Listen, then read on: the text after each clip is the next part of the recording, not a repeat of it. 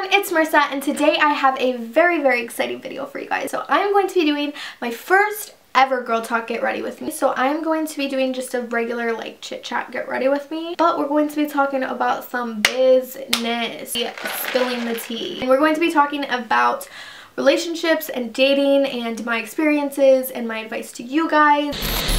Yeah, I hope you guys enjoyed this video. Also, if you guys are new here, hi, my name is Marissa. I do 2 new videos a week, so make sure you are subscribed. Hit the subscribe button down below and then hit the bell next to it so you know when I upload. Also, make sure you're following my social media. I'm gonna have my Snapchat right here and then my Instagram and Twitter right here. I'm on those way more than I'm on here. And make sure you're following my Instagram for real, because that's where I ask you guys all the questions that are featured in this video, and that's where I will be asking you questions that will be featured in my next video. We're just gonna get right into it, so I hope you guys enjoy. I'm kind of prepped and ready to go. I have some moisturizer on, put some primer on. This is my Servectin, I don't know how to freaking say this primer, but I've really been loving this. It's like the Professional Primer by Benefit, but like on crack. I've really never done one of these. I've kind of done one, just didn't name it a girl talk, but it was kind of more like a serious, like individual topic while I was getting ready. So that's kind of what these are. They're just going to be girl talk get ready with me. I want to do more of them in the future, obviously only if you guys want more of them, if you guys like this video.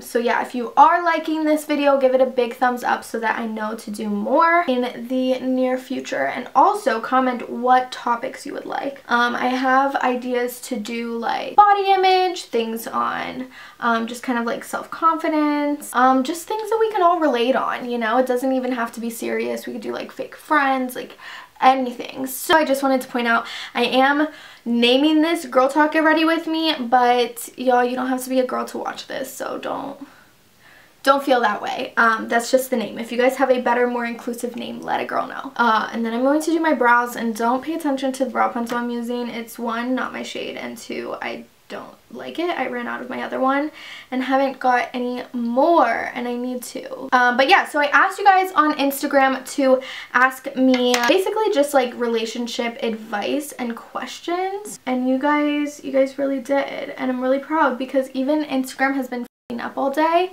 and you guys still ask me a bunch of questions. So I really love you guys. If you guys aren't following me on Instagram, make sure you follow me, because I obviously just said I want to be doing more of these. So the topic, like I said, was dating and relationships.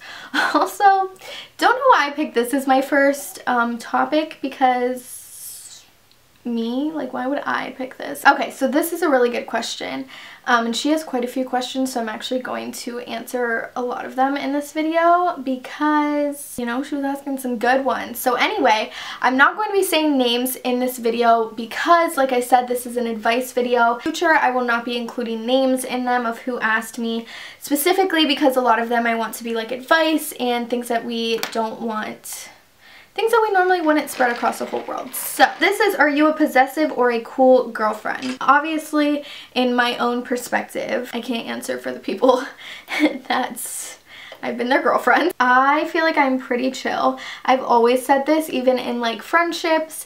I'm a pretty chill person, and I've been told that too, so that's kind of why I guess I'm pretty confident that I'm pretty chill. You know, I would never in my life tell a guy like, you can't do this or whatever, you know what I mean? Like, I'm very against possessiveness in any relationships. I've been on the other side of that, so I've had very possessive ex-boyfriends, and there's really, to me, one, if you want a relationship to work, that can't be happening, because long-term relationships, and a lot of people don't think like this when they're in high school, and that makes sense because you're in high school. But yeah, also guys, I will have all the products linked down below. In order for a healthy relationship to work, you need to have 2 separate lives and then come together and have your life together, but you still will always need to have 2 separate lives. Like, I just don't think people think, that that's what relationships are, but that's what they are. Like, it's like a friendship, you know what I mean? It's literally choosing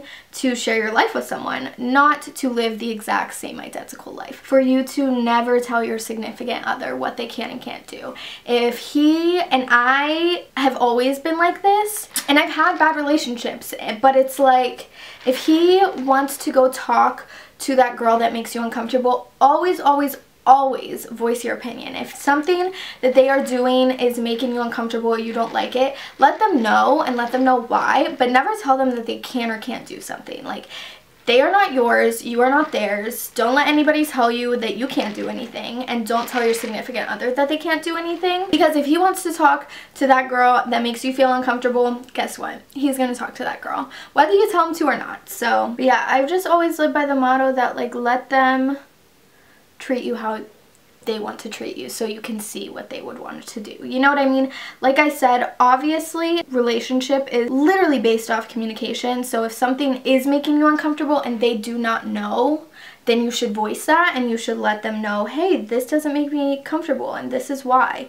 But you can't tell anybody how to act, like, ever. How do you deal with fights when both partners are equally stubborn? So I feel like, and this is my Hello Happy foundation, by the way. So I feel like being stubborn is a mindset, basically. A lot of people say that I'm stubborn, which I do know that I am, and I try to be a lot better about it. Definitely a mind state of, oh, I'm stubborn, so people are gonna do what I want. And I feel like in relationships, that is not good. It's not good to be stubborn. So, two people that are stubborn, if you guys are fighting, I think the real thing is you guys need to, one, just get over being so stubborn, because it will not only harm that relationship, but probably every other relationship, friendship, anything like that. It's not a very great trait to have, and I can say that because I have it. And I'm a Taurus, you know, and I really love zodiac signs, but let's not blame our toxic traits on our zodiac signs, adding myself right now. But with that being said, I think it's something that fighting is something that all couples go through. But one, I think there's a correct way. Fight with your significant other. I think talking it out is better, always. Relationships are 100% compromise. Any relationship in your life. And this is what I base a lot of my relationship advice off of, is that you need to treat it like any other relationship in your life. Like, yes, there are different factors in it, because it is a romantic relationship versus like a friendship type of relationship, but it's still a form of all that. You know what I mean? Like, it's still a form of a friendship. It's still, like, that's the base of like a romantic relationship, you know? With any relationship in your life, like, you have to learn to compromise, or else people aren't going to stay in your life. You have to understand that you and whoever you are with, if you truly want to spend the entire rest of your life with this person, you are going to not agree on everything. Nobody in the entire world agrees on absolutely everything, because we're all different. So we all have different views, we all do things differently. It's just something you have to learn to, like, get over. And if you guys are both stubborn, hopefully you guys can bond over the fact that you are both stubborn, so you can understand why that's harder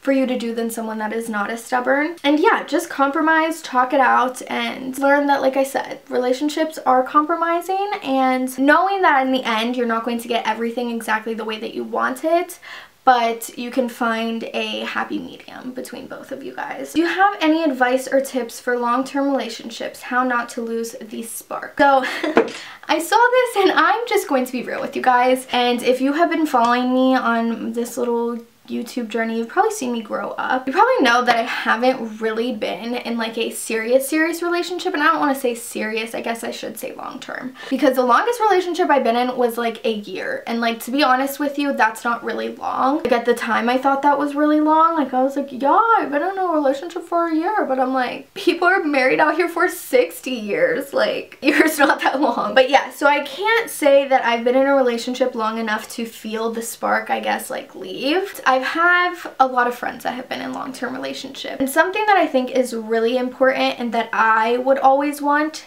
or that I think about when I grow older and like be married and stuff like that, is like, yeah, like, life gets in the way and you've been with someone for so long and people get comfortable, and I think it's very important. You always see like, oh, treat her like you're still trying to win her and you'll never lose her. Like, that's like a big quote, but I think that works both ways. You know what I mean? Like, I don't think it's, oh, he needs to forever try to chase your heart. No, because at some point he has it. You know what I mean? But I think it's always making the same effort as when you first started, and I think that's hard because, like I said, you get comfortable and people get in the way and life gets in the way. But I love like the idea of like couples that get married, or even if you've just been together for a long time, planning like, oh, once a week or once every 2 weeks or twice a month or once a month if you are like really busy people, like making time for like special dates, even if they're not like financial like dates, like you don't have to go to expensive dinners once a week, but like planning time to hang out, just you guys. Okay, average looking funny guy or a fuckboy with a great physique? Let me tell you. Normally I date average looking fuckboys, so on accident. Jesus. Okay, average looking funny boy. Every day, any day. Ladies, always, always, always, always, always, always pick the man that treats you right versus the man that is, you know, just pretty on the outside. Obviously, I think you need to be physically attracted to whoever you're with, as well as personality. I think it's a mix of both, but you don't need to date a supermodel to be happy, especially if the supermodel has nothing inside that sparks you, you know what I mean? Like, you have to be mentally attracted to them as well. How should I act when I'm on a date? So this question kind of makes me sad. You shouldn't act any specific way. You just need to act like you. First dates, especially for me, are very awkward. I am just a very awkward person, and anyone that has ever met me will let you know that I'm pretty awkward, because anyone that I continue to talk to lets me know that the first time they met me was very awkward, because I am just awkward. For first dates, and really on any date ever, you need to just act like you and just, you know, do what seems right to you. Not what they would want, not what you think they would want, none of that. Literally just act like you, because the whole point of dating, the whole point of all relationships and everything like that is supposed to be, not always, because some people be messing with your emotions and playing games. The whole point of it is to find somebody that you want to literally share your life with, you know, and you cannot fake that. You cannot fake the entire rest of your life. Like, you just can't. So I say act like yourself, and if they don't like it, then it would have never worked anyway, so you might as well just act like yourself. So if I'm nervous, you know, I'm gonna act freaking nervous. I don't care. I've had lash extensions on, if you couldn't tell from my previous videos, which is why I haven't really done any makeup videos. The girl that did them, I really love her. She did such a good job, but I just don't think that lash extensions are really for me. Literally think they are so perfect for anyone else in the world, except for people that really are into makeup, because I haven't been able to really do my makeup except for like this basic look that I'm going to be doing, basically, because you're not supposed to really use liquid liner. It's really hard to do anything with eyeshadow, so I've just been doing something very basic. I didn't want to get a fill, so I've been adding just like individual lashes, which I don't think is very good for them either, but like I don't know what to do. I don't want to rip my whole lashes off. Like, I'm scared they'll come out, like my real lashes, so I've just been letting them naturally fall out, and I've been adding individuals to the end, so I'm going to be doing that today. Okay, love this question. How's your dating life been? What's the most annoying thing you've come across while dating? So, as you guys know, I've been single like for a minute, you know, for like 3 years type of minute. But yeah, first I just want to, you know, congratulate myself a little bit, because I have been, for the past like year, kind of been open to the idea of dating, which for a while there, for like over a year, I wasn't, and I would not go on a date. I would not answer anybody's DMs. I would literally, a guy would try to hit on me, and I would say, I have a boyfriend. My single ass self, who went home to no one but my bed, would literally tell everyone, cute or not, that I had a boyfriend. But yeah, so I am very proud of myself, because that is something I have been trying to work on. So I've been going on dates. Don't know if they're going good. I've thought multiple times that I should start some type of dating series on here, because that's how my dating life has been going. It has been hilarious, if I'm being honest with you. I literally feel like I call my sister or my friends, like, I don't want to say multiple times a week, but multiple times a month, and just tell them the absolute most crazy stories that, like, who would this happen to? Me. So if you guys want some type of dating series where I just tell you about my bad dates, let me know. Basically, I'm in a very committed relationship with me, and I'm dating myself. And you know what? I go to bed by myself thinking about me, and I wake up thinking about me.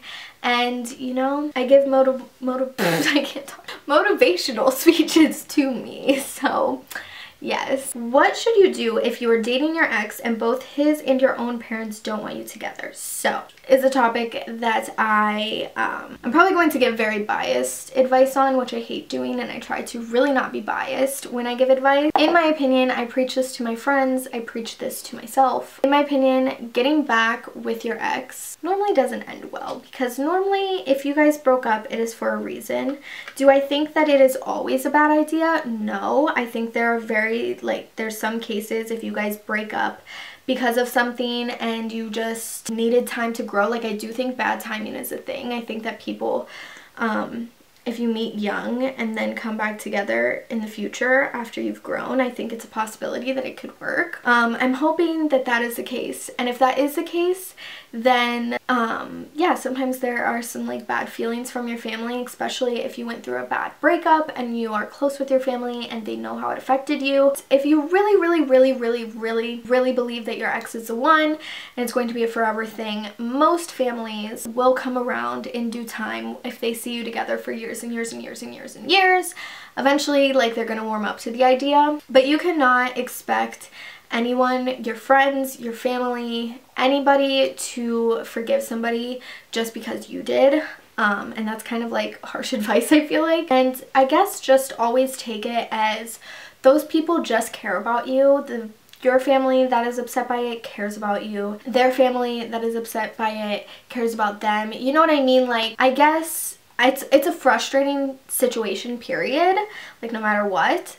But that's kind of the brighter side in it all, is care about you and they just want you to be happy. And the reason that people normally feel like that is because they've seen you when you were hurt by them, so they don't want to see you go through that again. A lot of people get blinded by love, or what we think is love, or what we want to be love. We get very blinded by it and we don't see everything as true as it is, and I can account for this. I have done this multiple times. And somebody from the outside, as your family or a friend, they can see it more clear than you can because they're not in love with that person. You know what I mean? They just care about you and they want to see the best for you. And you know, if they don't approve at first and if you think that it is the real deal, that eventually they will. Like, once they see that, like, they just have to trust them again, you know what I mean? And once they see that, oh, like, you're not hurting, like my daughter or something, like, they're going to warm up to the idea of trust. Okay, and then somebody actually DM'd me this whole thing for advice, so I want to make sure that I answer it. Okay, so my boyfriend has this girl he used to be friends with. She moved away, but when she lived here, she was always so awkward / kind of rude towards me. She would never talk to me or acknowledge me around him. About a month ago, I found out he Snapchatted her and said all he can do is think about her and he loved and misses her. I can't read, I'm so sorry. He loved and he misses her. Am I overreacting or... First off, I just want to say, I believe that your significant other can have friends of opposite sexes. That it's healthy for them to have that, but those friends need to respect you and need to understand that they are in a relationship with you. And them being rude towards you is them not respecting you. So first of all, your mans should never let any other girl disrespect you that is friends with him. You know what I mean? Like, he just should not. Like, I have guy friends, you know what I mean? And they will get girlfriends and I try my best to befriend her, you know what I mean? If she don't want to be my friend, that's not my fault. But I try to be her friend because, like, first off, I don't want her thinking anything is going on with me and her mans, and two, I need more girlfriends, so you know what I'm saying? But anybody that is being rude to you in that sense should really not be your man's friend, or he should get the fact that you don't like her. Why is she acting like that? I think that whole idea that people can't be just friends is like a sick, twisted idea. Like, that's not true. Him going out of his way to say that he loves and misses her and she is all he can think about, I don't think. It's a little over the top, you know what I mean? And there's two ways that it could have been meant, you know what I mean? He could either mean it as he loves and misses her as a friend. But the whole all I can think about is you thing is really throwing me off with that scenario. And that's kind of like your call on how you want to judge that, because I don't know him, I don't know her, like I don't know you, like I can't really tell you how the situation went just by what you said. Definitely not overreacting. Anything that makes you feel a certain type of way is not overreacting in my book, you know what I mean?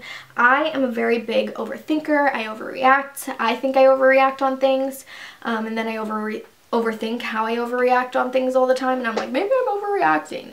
But I just think listen to your gut. I have very strong gut feelings about things, and I always want to think that I'm wrong on them, and I'm always like, no, I'm just overreacting, like blah blah blah, I'm just worried, blah blah blah. My gut is always right. And 9 times out of 10, anyone I've talked to, their gut is always right. So if your gut instinct is saying like, this is a fishy situation, it probably is. I mean, you just have a few options on how you can take care of it. I always think that communication and honesty on how you feel is the best. The way he reacts is everything, you know what I mean? Like if you're telling him like, this girl is making me feel uncomfortable, obviously if it's his friend, you can't expect people to just drop everyone from their life, but they're being sneaky, you can. I don't know. Yeah, you're definitely not overreacting. Anything you strongly feel in your gut, I don't think is ever an overreaction, because I have thought that for a long time, and I have ended up staying in relationships where the other person has been cheating on me the entire time because I didn't follow my gut, you know what I mean? I didn't have any proof, but my gut was screaming at me that like, hey, this person is not being faithful to you.